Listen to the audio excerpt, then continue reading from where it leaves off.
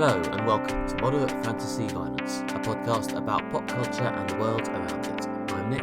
And I'm Alistair. And this fortnight we are here to talk about Terminator Dark Fate, the terribly named latest instalment in the long-running sci-fi fantasy time travel franchise. And then we will be asking, do the plots of previous films matter? Because Terminator Dark Fate does not seem to think so. But before we get into the many paradoxes of that, Alistair, what else have you consumed in the last fortnight? So I've been watching a new Netflix science fiction show, or at least I think it's relatively new. It's called Another Life, which is, it's a quite interesting science fiction show on Netflix in which an alien sort of object, possibly spaceship, comes to Earth and lands, and then it sort of sits there, but also starts transmitting to a point in space. And the majority of the plot takes place on a spaceship that's sent from Earth to the point the aliens are transmitting to, supposedly to discover the aliens and make contact with them. And then there's also a sort of secondary plot, which is on Earth, the people investigating the landed spaceship. By an extraordinary twist of fate, the scientist in charge of investigating the UFO on Earth is married to the other scientist who's the captain of the ship that's flying to the alien home planet. So I'm not sure if that's just a lot of convenient plotting or quite a clever way to kind of link both stories together. But yeah, it's quite an interesting show. It's got the woman who played Starbug in the Battlestar Galactica remake as the captain of the ship, and I've forgotten the actress's name. Is this Katie Sackhoff? Yeah, Starbuck in Battlestar Galactica, yeah. She plays the main character, the captain of the ship. Oh, a promotion. She's no longer a pilot. Although she does do some piloting. But they've got to get the nostalgia money as well. Yeah. But she's now captain of the ship that's travelling to find the alien homeworld. Yeah, and it's a generally interesting sci-fi show. It's not, I guess I'm recommending this. It's not lighting up my world. It's not anything like, wow, this is like the best thing that's on TV right now, but it's been sort of, it's very enjoyable. It's quite well plotted. I quite like they're good at ending each episode on like a twist or some kind of cliffhanger to make you like want to watch the next one. And there's a lot of interesting sci-fi mysteries along the way. They kind of get blown off course a lot and then land on interesting planets and things like that. And there's quite a wide cast of characters amongst the crew. And each character's got their own sort of distinct personality, and there's quite a lot of interesting intrigue about their relationship to the captain, and there's sort of quite a lot of factionalism amongst the crew. I don't want to say too much in case, spoilers and all that. But yeah, there's interesting character dynamics going on, some sci-fi mystery. It's an entertaining recommendation. When you said this at first, I thought you were talking about that new show with two Paul Rudds, but no, that's a different random Netflix show. That's another Netflix show, yeah. And when I was talking to someone about this yesterday, they said, is this the show about the post-apocalyptic skateboarders? And I was like, no, that's another Netflix sci-fi show. That's a different Netflix sci-fi show with a slightly generic title, yeah. Yeah. So no, this is the one that's in space. The one that's in space, but not Night Flyers. And not, I'm pretty sure there's another one, not Star Trek Discovery. No, exactly, yeah. It is kind of weirdly similar to Night Flyers. And The Expanse, I think, which also used to be on Netflix, and now isn't, I think. Yeah, it's now on Amazon Prime. Yeah, didn't The Expanse basically get renewed and picked up by Amazon entirely because Jeff Bezos liked it? I think so, yeah. That was the apocryphal story I've heard, anyway. I don't think The Expanse was like an enormous hit, but it's got quite a dedicated fan base. It's I guess maybe like a burgeoning cult classic. So if I wanted to stare at some sci-fi, should I go and stare at The Expanse or Another Life? In a weird world where those are the only two choices. I kind of preferred Another Life, actually. The Expanse really didn't do it for me. I know everyone says the books are really good. Maybe I should just read the books for The Expanse. Yeah, something about The Expanse just really didn't do it for me. I don't know. Maybe I should give the second series a go or things like that. But The Expanse seems to suddenly, at least from my end of Twitter, seem to suddenly develop a passionate fan base somewhere around season 2 or 3. Yeah. So I assume it's one of these shows which has quite a mediocre first season. And because I'm growing increasingly impatient as I grow older, I just can't be bothered to sit through it. Yeah, and I don't know, like I say, I watched the first series, and it was definitely one of those shows that by the end I was like, I'm just watching this because I want to see the end of the series. I'm not particularly invested, I just kind of want to get to the end. I don't know why The Expanse didn't push my buttons. I just felt it a bit sort of generic. I don't know, maybe I'm being unfair, or I should watch the second series. But speaking of bumpy starts, Another Life has the first episode or two, I think, could have been better.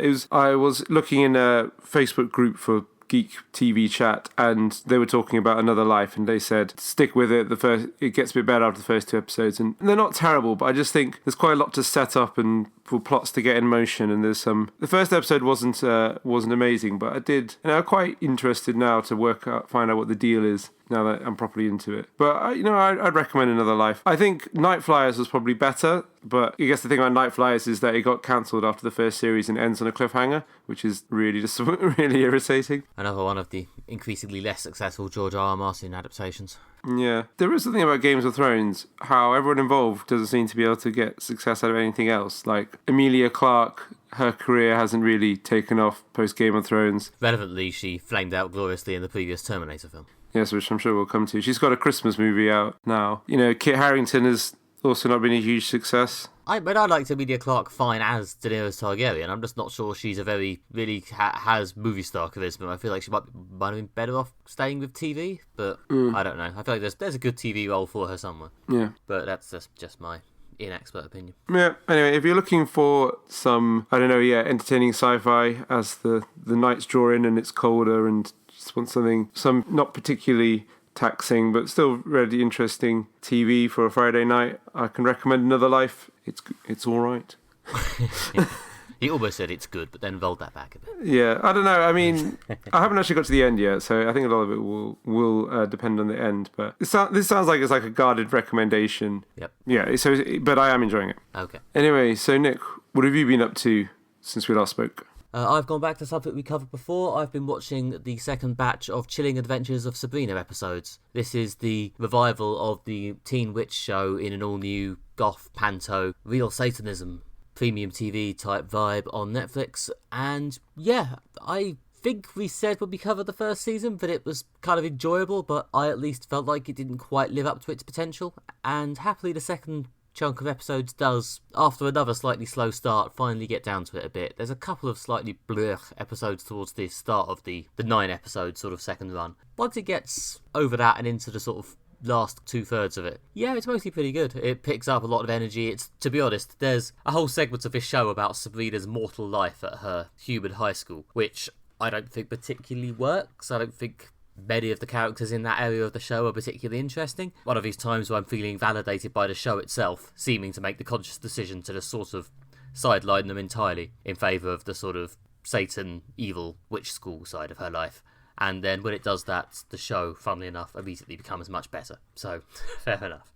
There's a lot more sort of over-the-top, ridiculous satanic plot twists. The adult actors, who are clearly having a lot of fun with the big camp goth panto of it all, get a lot more to do. I mean, there's a lot of sort of silly British genre actors enjoying themselves here. Michelle Gomez, as I'm sure we said in our last review, is definitely best at this. She is clearly having an amazing time playing Madame Satan.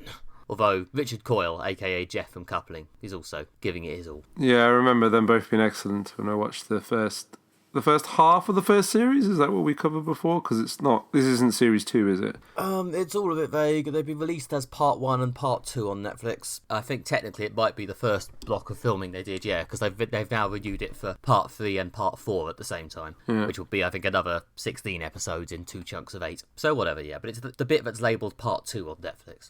Yeah, it was quite gloriously gothically camp before. Yeah, it was. I think, as we said before, it's quite interesting how much they leaned into. No, these people are genuine baby-eating Satanists. It's surprised that that's not caused much controversy, but I don't think we get shocked about Satan being on TV anymore. It's not the early 90s. The show, to be honest, it's morality. I mean, not to sound too prudishly religious, but its morality is one of the parts that's slightly weird about it sometimes. Like, it clearly wants to, revel in the glorious decadent Satanism of it all, but it also wants Sabrina to have this sort of sincere, plucky, likeable fight against evil, discrimination and injustice, which does lead to some quite odd scenes where Sabrina, especially as, we get towards the end of the season and the drama builds and they have to build towards a big confrontation with assorted evil things, where she has to confront high-up members of the Church of Satan and go, "You're so evil, allowing so much discrimination. How could you do this in the Church of Satan?" So, I mean, it's a good job this show is quite clearly pitched as sort of Camp Panto bullshit, because if this was being played as a deadly serious drama, this would just absolutely fall apart. Yeah, definitely. I think the silliness is kind of built into the premise. If you try to take it too seriously, it's just not going to work. Yeah, I think as long as you just accept that it's basically just an excuse to put satanic, ridiculous things on screen and actors to go soaring over the top and characters to make big operatic declarations about these various stupid things without it necessarily making any sense, then it's fine. It's one of these shows where I'm here for the vibe more than the plot, and as long as the plot is, keeps chucking along at a good pace and gives me more of that vibe, I'm pretty much happy. And yeah, after a slightly slow, I don't know, just kind of ambling start, they did eventually give me the goth Satan vibe I crave. Excellent. I should go back and watch it because I haven't seen the second series. I think it is better than the first. I think it does bring it together a bit. So yeah, it was good Halloween viewing. It's a bit of a late recommendation for the rest of you, but yeah, it was very timely when I watched it. First up, this episode, we will be reviewing Terminator Dark Fate, the 6th Terminator film, and a sort of vague sequel to Terminator 2, I guess. We'll probably come to that. This film follows Dani, a normal young woman living in Mexico City who is targeted for assassination by a Terminator from the future. She's saved by Grace, a cybernetically enhanced woman from the future, and a grizzled, cynical Sarah Connor, played by Linda Hamilton for the first time since Terminator 2. Together, Dani, Grace, and Sarah, with a little help from an old friend, must find a way to survive being hunted by a Terminator and also find out if Sarah Connor destroyed Skynet, who is sending Terminators from the future. So we saw this film in the cinema recently. Nick, what did you think of it? Well, yeah, good news. As everyone says, it's the best Terminator since T2, which is a little bit damning with faint praise, but it is able to supply a driving plot that keeps things moving along and good action when things happen. I rarely found myself bored. I rarely found myself thinking, my god, this is incredibly stupid, or any other things you might think was trapped in a very bad film. Although at the same time, to lean on language we've used before, it's a definite non-transcender. This is not a life-changing or amazing film. It is merely a decent, if slightly generic Terminator film. And it does those things pretty well, at times even quite good or fun. But yeah, it's fine. Congratulations to the Terminator franchise on finally producing a decent film after 2 efforts which I didn't bother going to see because they'd so obviously failed. Yeah, I would say this is not quite in the tight as fuck category which we've used before to describe, I think initially to describe Star Trek 3. Aggressively competent films. Yeah, it's not quite like that, is it? It feels a bit too loose and flabby to be like that. Yeah, flabby is exactly sort of how I describe it. I mean, and obviously it doesn't compare well to, say, like most of the Marvel films, which you've just got that Disney's relentless competence of delivering something that's just overall entertaining and reasonably well put together. So in comparison to even some of like the lesser Marvel films, like it doesn't all quite hang together as well as, say, Ant-Man and the Wasp. And it certainly doesn't reach the level of kind of flat out fun of Spider-Man Far From Home. It gives you a bit of what I want from Terminator films compared to Marvel films, which is a certain amount of sort of grim, self-serious sci-fi. Yeah. For an action film in 2019, I was actually quite surprised how few jokes there are in a lot of this film. Until it's not a spoiler that Arnie's in this film, is it? He's in the trailer. He's on the poster, yeah. Probably not going to bother spoiling exactly how he's in it, but he is. And until he turns up, it's very joke-free. It's actually an almost deadly serious film until Arnie turns up, and it weirdly shifts tones, almost crunchingly, into borderline comedy. Yeah. Yeah, compared to the general action paradigm we have nowadays, especially the Marvel stuff, was actually quite somewhere between a jarring and a refreshing change. But yeah, the characters were unfortunately slightly too thin to carry that level of self-seriousness. But it did deliver, what you want from a Terminator film, which is sort of a dark and grim action movie, without it getting into this sort of, melodrama of a Batman movie. So I think tonally it was pitched quite well. Before I watched this, I watched on Netflix Terminator Genesis.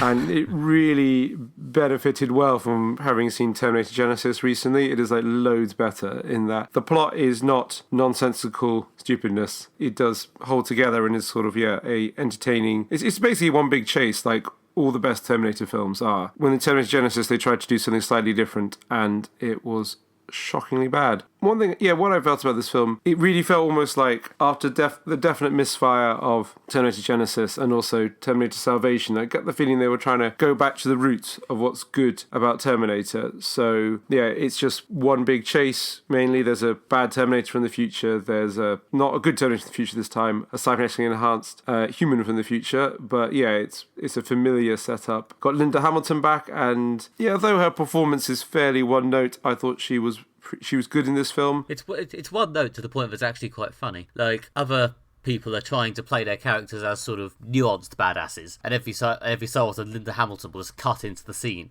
and say something really, really generically sci-fi badass, like, "Are we going to get going, or are you girls just going to stand there gassing all day?" Yeah. All right, Linda Hamilton. They were having a character moment. It's not their fault you don't have those. Yeah. We get it. You're the badass. Yeah. And also, on the subject of individual actors, I think Mackenzie Davis, who plays Grace, does a lot to make this film work. Yeah, I think she gives a lot of nuance and emotion to a character who could have been another generic female badass. Yeah, in a film that's also got, two female badasses in it, the fact they've actually managed to sort of differentiate them in a film that, as you said, isn't heavy on characterization. I thought Mackenzie Davis was very good. They have quite a good gimmick with her character, which is, although she's cybernetically enhanced and thus is more capable of going head to head with the Terminator than, a regular mere fleshy human, but because the way they've tweaked her kind of body to these cybernetic enhancements, she can outperform a human for a short period of time, but then pretty much almost has a heart attack or whatever afterwards. So, and she's quite convincing as someone who's basically, having sort of constant medical emergencies and, or constant heart attacks, because her enhancements allows her to push her way beyond what humans are capable of into sort of dangerous level. And it just adds another kind of layer of tension to the film, which in a giant chase movie, exactly what you want, like ways to ratchet up the tension that don't seem artificial. Yeah, she's also the female lead in 'Halt and Catch Fire, which I mentioned a few episodes back, in which she plays a much better, more developed character. But she does also, I think, do a lot for this film in anchoring her character here. Yeah, definitely. Partly I feel like this film, in terms of going back to the roots of Terminator, I feel very much so like it's going back to Terminator's feminist roots, which is something that Terminator films I think have played on less in the more recent ones. Like, again, getting Linda Hamilton back. There's an interesting update a very sort of overdue update to the sort of premise for 2019. I know that may sound really cryptic, but it's a reasonable twist that if you've not seen the film, I wouldn't want to spoil. We can maybe discuss it in a spoiler section later on, but I thought there's a quite interesting update for the gender dynamic for the Terminator franchise. And I think, Terminator's always been a film that's about feminism. I think it's worth remembering that back in the original Terminator, Kyle Reese wasn't able to kill the Terminator killed him, and it's Sarah Connor who killed the original Terminator. Sarah Connor in Terminator 2 is one of the great sort of feminist, sci-fi characters, up there with like Ripley from Alien and others. There isn't a moment quite like, there's a great bit I think in Terminator 2 when Sarah Connor has a speech about, it's maybe like an overly simplistic like approach to gender politics, which is a great speech about how like men created like nuclear weapons and things like that, and men created like Terminators. They don't know what it's like to create life, which obviously her role is kind of as a sort of literal and symbolic mother in the film. I mean, it's a quite simplistic approach to gender politics, but it really works as a bit because, again, Terminator 2 is a giant roller coaster chase film, so you don't want complex political debate in there, like a bit of adding something a bit more political, a bit broader than just action spectacle, kind of really, I think, adds something to the film, which is a great moment in Terminator 2. They don't have anything quite like that in this film. I don't know, maybe they would figure that's too on the nose for 2019, but I did think that, like, in the fact that in this one, we've got two badass women trying to protect another woman from a predatory man, it did feel very much like going back to I felt what is, for me, the essence of a Terminator film. Yeah, I was going to say, in this film there were two badass women and another woman who is so generic that I realised I've written my entire run of notes, a few lines about both Linda Hamilton and Mackenzie Davis, and not mentioned the lead woman character at all, because she is not interesting. She is such a generic every person that she could be basically any person. I think the actress whose names I've forgotten does a good job of playing an every person that the sort of, does the classic role of Sarah Connor from the original film, like, but I'm nobody. Why is a cybernetic machine from the future being sent to kill me? She nails that relatively well and has a sort of growth storyline. It's not an embarrassing failure, but at the same time, she's a very nothing character. Yeah, but it's difficult to grab the attention of the audience when you're on the screen with Linda Hamilton and Arnie playing his most iconic role. So.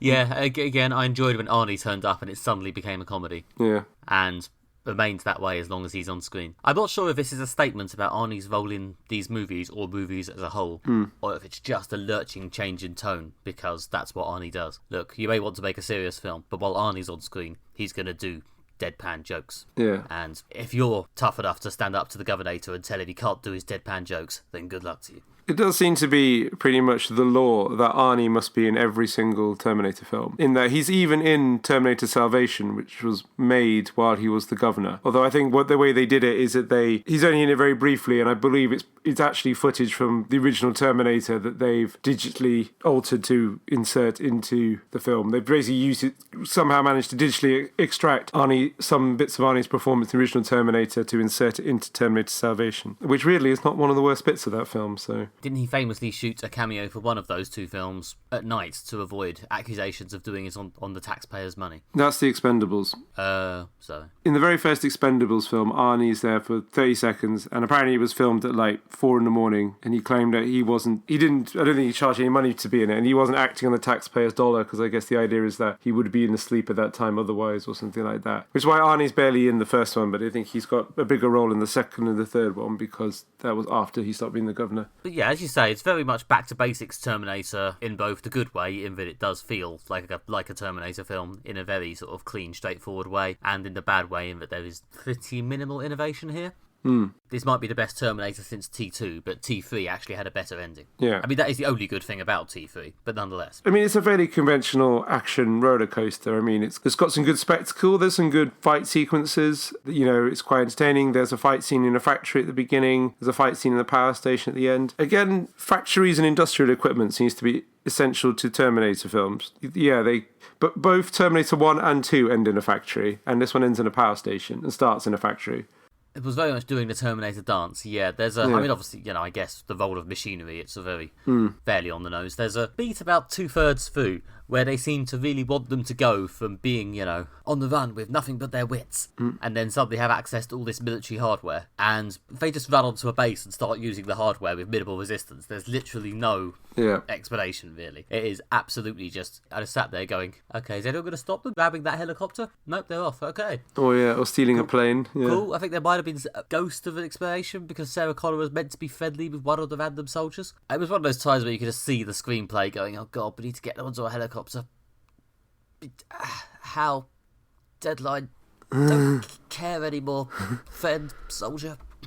Yeah. Yeah, I don't know. It's just one of those moments where I could just see the cogs moving. But I mean, the writing isn't brilliant, but it did what it had to do in that it sets up a pretty spectacular... The next action scene. Which is a spectacular, entertaining action scene. Yes, it is.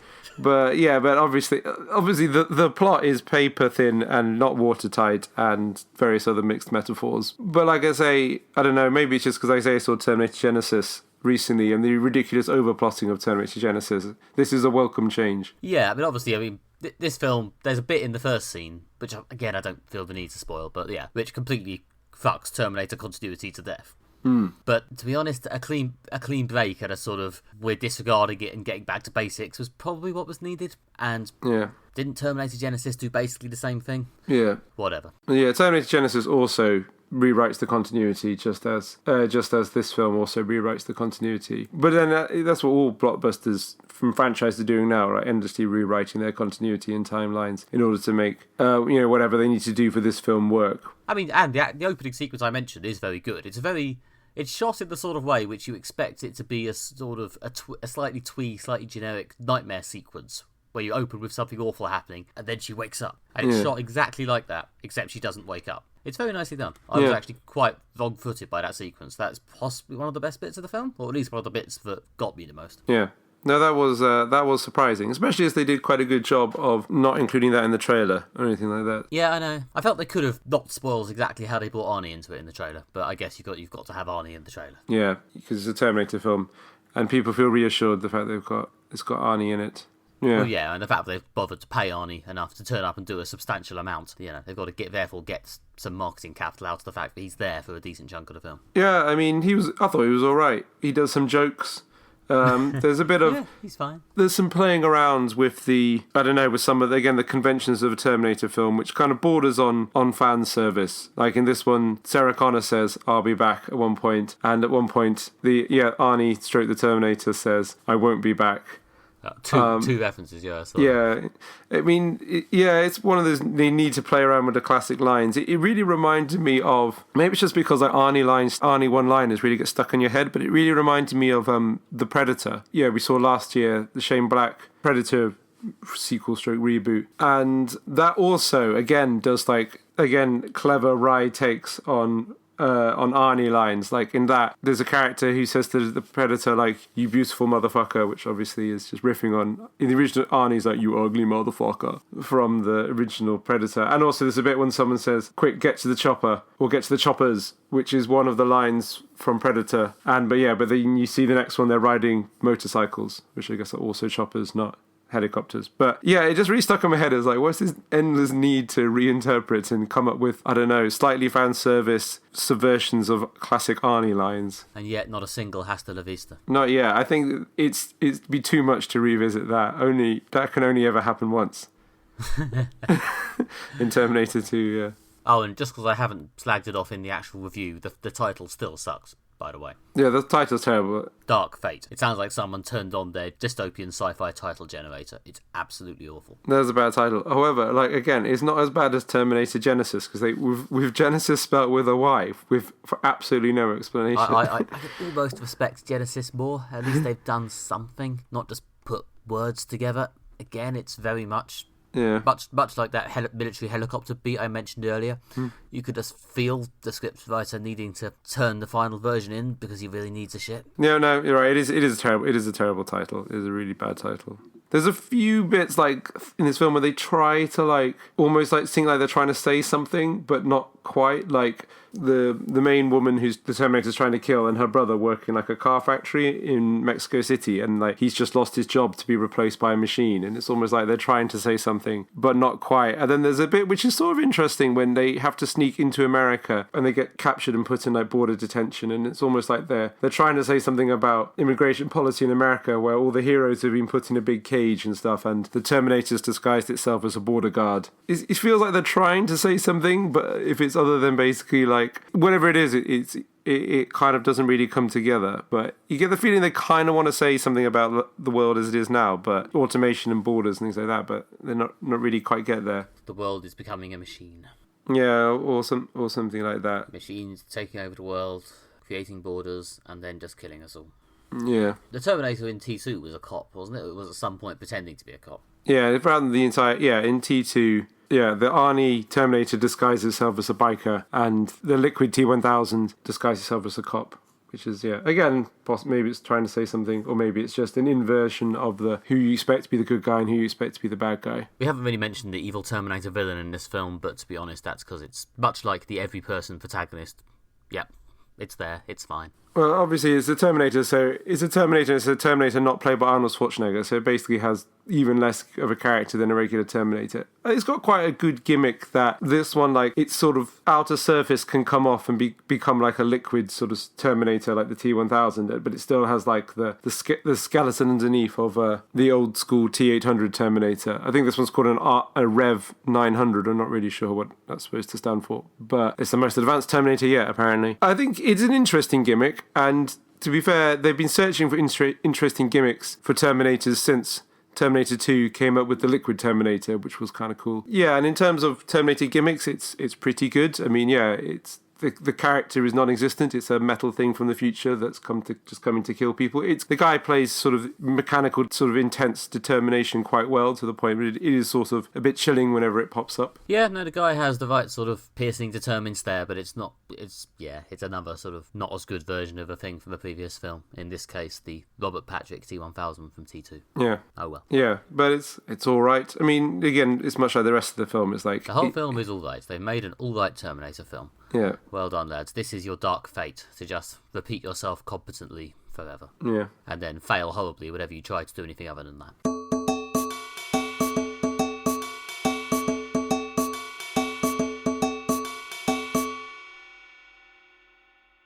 Next, we'll be discussing, do the plots of previous films matter? As mentioned, this Terminator sequel sort of rewrites or raises the plots of previous Terminator films. It's sort of a sequel to Terminator 2 more than it's a sequel to Terminator Genesis, the previous one in the franchise. And generally, it fits into the franchise not in a non-linear sort of way. Also, there's the fact that probably a lot of people coming to see this might be the first Terminator film they've been to in a while and haven't seen the other ones. So when you're making a film like this, does it matter what the plot of previous films are? Is there some degree which they should be taking into account? Or is the audience expected to know what happened in previous films? Nick, do you have any thoughts on this? Films more than TV shows seem to be a bit more focused on the singular experience of the one you're having. You know, in a new season of a TV show, say, I think if you disregarded the previous plot to the extent that they do in Terminator Dark Fate, you'd probably get quite a bit of shit for it, unless you really pulled off something amazingly clever and transcendently beautiful. But in films, I think people will just eat it as long as it's fun,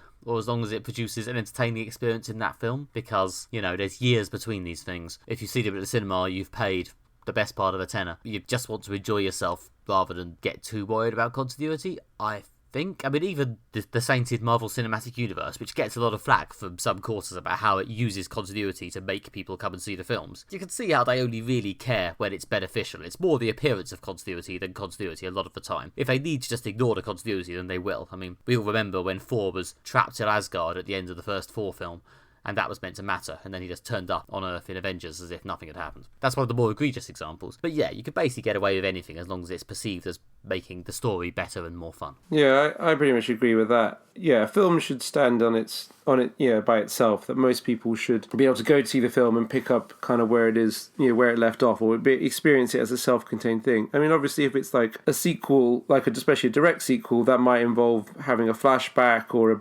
brief recap at one point or something like that, so that, here's some key facts you need from the previous one, let's just quickly catch you up. And I think audiences are aware of them. Okay, even though sometimes they come across as heavy-handed, they do accept okay, this is the bit to catch up the people who haven't seen the previous one. But ultimately, a film should stand as kind of its own sort of self-contained thing, unless it is a really explicit, like part one, or part two, when it's like the same film broken in half. Like, I guess, like for the 7th Harry Potter film or the last Hunger Games film. But even then, they kind of form self-contained sort of stories. You can have a certain amount of sort of callbacks and stuff, but yeah, unlike, Avengers Endgame is entirely callbacks. There's a lot of callbacks in Terminator Dark Fate to the previous good Terminator films.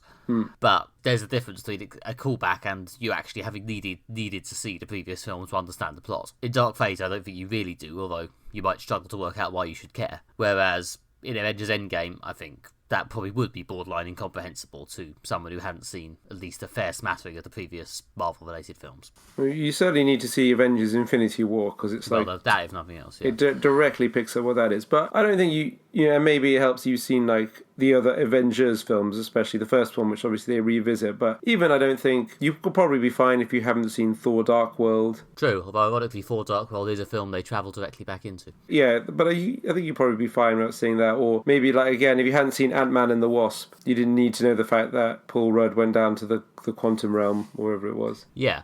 I think as a rule, a lot of it is sort of based on the meta idea of whether people liked the previous things. Like, to be honest, though, if the next film erases Dark Fate, I think there seems to be a weird situation with these specific films, where there's the canon of the two good ones, and then everything else is just an Easter egg at this point. Yeah, pretty much, yeah. Or like they're all in like separate timelines. I mean, there's also the TV show, which I guess counts as, which again also picks up after Terminator 2. Oh yeah, so yeah, there's the plots of previous films matter. Well, the well-regarded classics matter. Yeah, pretty much, yeah. I guess, yeah, it's like there's an established canon, like, yeah, for Terminator, it seems to be Terminator 1, Terminator 2, and then there's like the lesser works matter to varying degrees. I mean, I think with Terminator and with other things, with some other sci-fi franchises, the fact that time travel is involved makes it eminently easier for them to go back, rewrite history, and things like that, create alternative timelines and things like that. When you start introducing time travel, you complicate the plot, but also you I don't know, you create the possibility for there to be this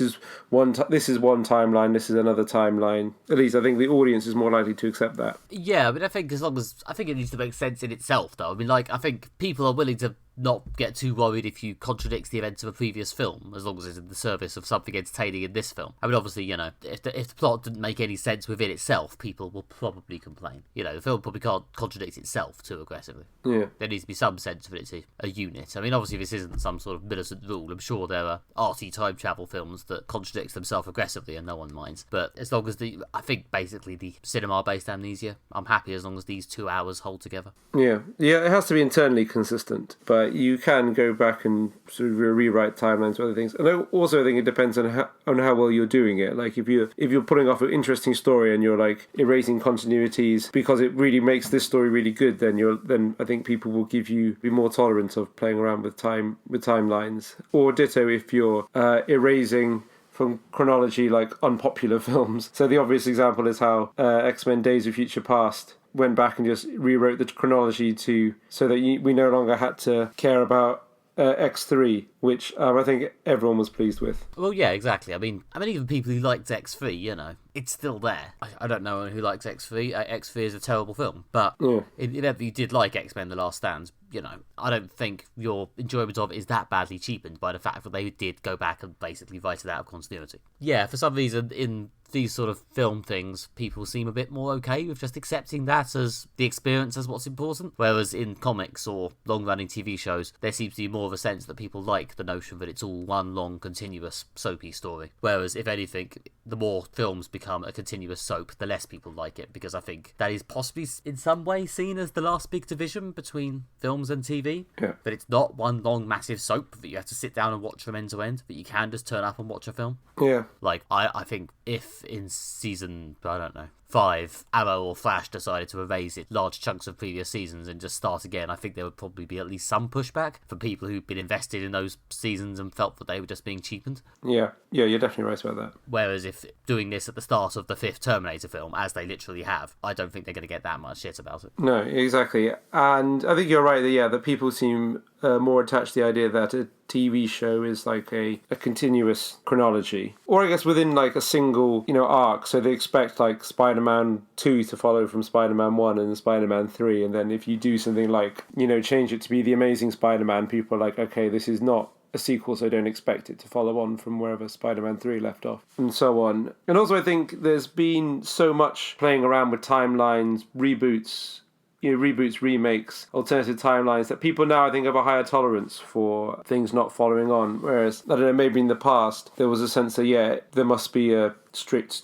chronological timeline. There, for example, it's Mad Max Fury Road is quite vague about, is this supposed to be the same Mad Max who's in the Thunderdome? Is it before that, or is it just a different Mad Max, different universe? The audience just accepts it as it is, because there's been so many, they've got used to remakes and reboots and stuff. Like, again, no one tries to reconcile all the different Batman film chronologies, or I think the rise of superhero films have really helped people accept across all franchise the idea that, like, this is a character but like this one's different to the one you've seen before. There's a greater understanding of that now, I think, since we've had multiple different versions of superheroes in the cinema. Well, we had James Bond turning up. I mean, it's become slightly more of a thing in the last few years, possibly because of the influence of things like Marvel films. But before, possibly even right up to before Daniel Craig, the plot of previous James Bond films do not matter.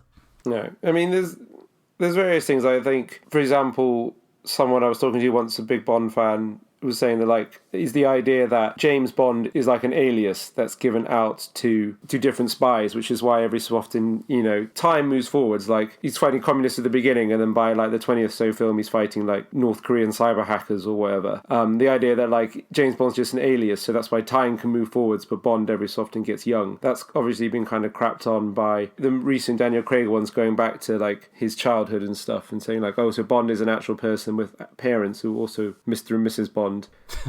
Yeah, I know. I was actually quite disappointed when they did that as well. I honestly hoped that the big revelation would be that it was an alias, but no, they did the boring thing. Yeah, exactly. Especially as there's sort of weird things how, like, the M's and Q... Like, Q runs throughout the entire Bond franchise, so he's clearly one person getting old, and then eventually is replaced. And then, obviously, now they've got young Q. I mean, it's possible you could say the Craig films are a different Bond chronology. I mean, try to reconcile... But also, this is why the plots of previous films don't matter.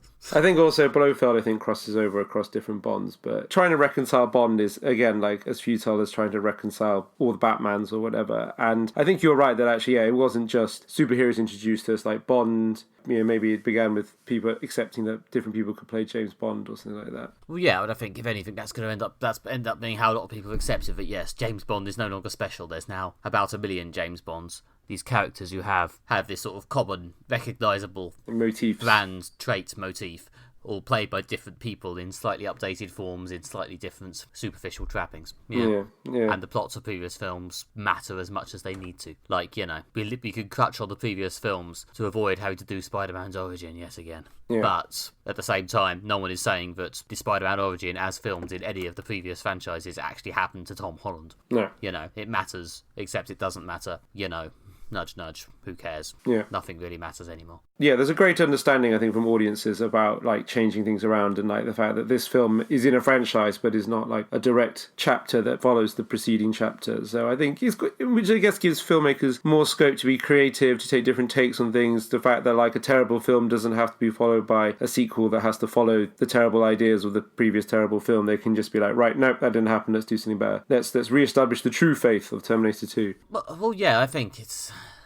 Yeah, I think as these franchises grow up, I think there's going to have to be a bit more, flexibility. I mean, at some point, they're going to eventually get a bit tired of endlessly expanding the Marvel cinematic universe downwards and just go, fuck it, let's have a new Tony Stark and a new Steve Rogers. And I'll be interested to see at what point they decide to abandon the ongoing, no, really, it actually does all matter, that they at least to some degree are trying to keep up with the Marvel Cinematic Universe, even if, as I said before, there's a little bit of as we need it. Yeah, but I guess Marvel are quite keen to constantly be promoting new characters because they have correctly realised that what keeps them relevant is that they're fresh and original and coming up with new characters. The fact that, like, DC rely relentlessly on Batman and Superman is kind of like their weakness. So I think they're wise to think, like, probably let's give the really well-known characters a rest for a while and continue to try and promote new characters. Yeah, I think that'll work for them for a while. Certainly they can leave Iron Man fallow for a bit until people have started to miss him and they found a new actor who could potentially be the new Robert Downey Jr. I'll be interested to see who that eventually is. But yeah, the other interesting point is they are starting to get a bit, I think I've said this before, into the weeds of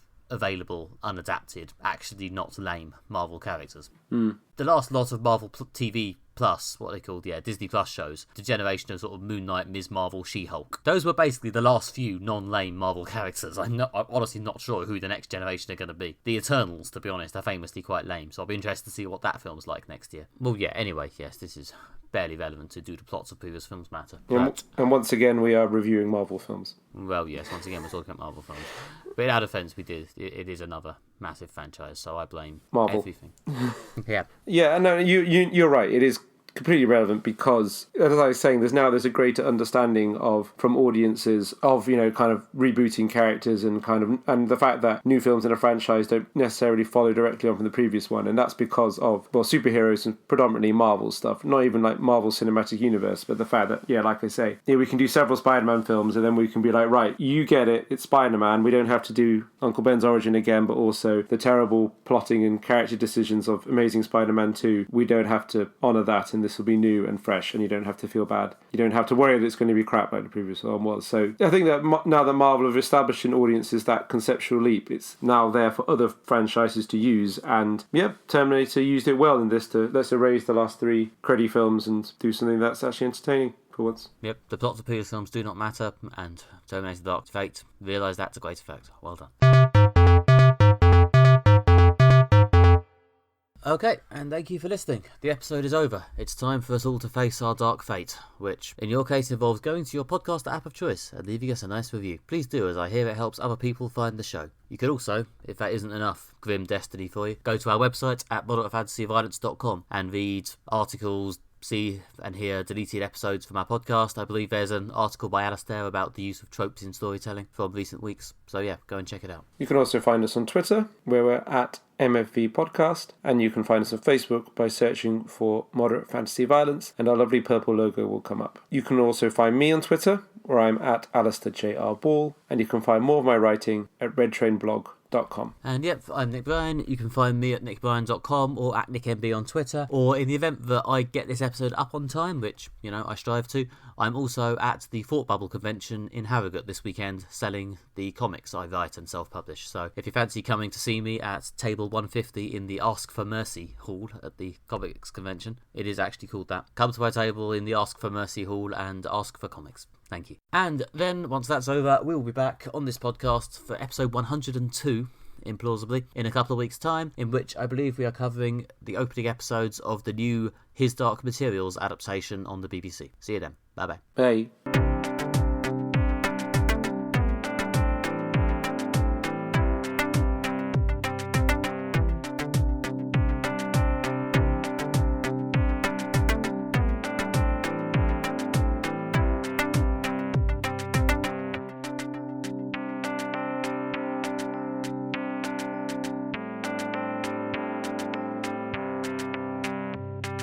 Okay, should we face our dark fate? Yes.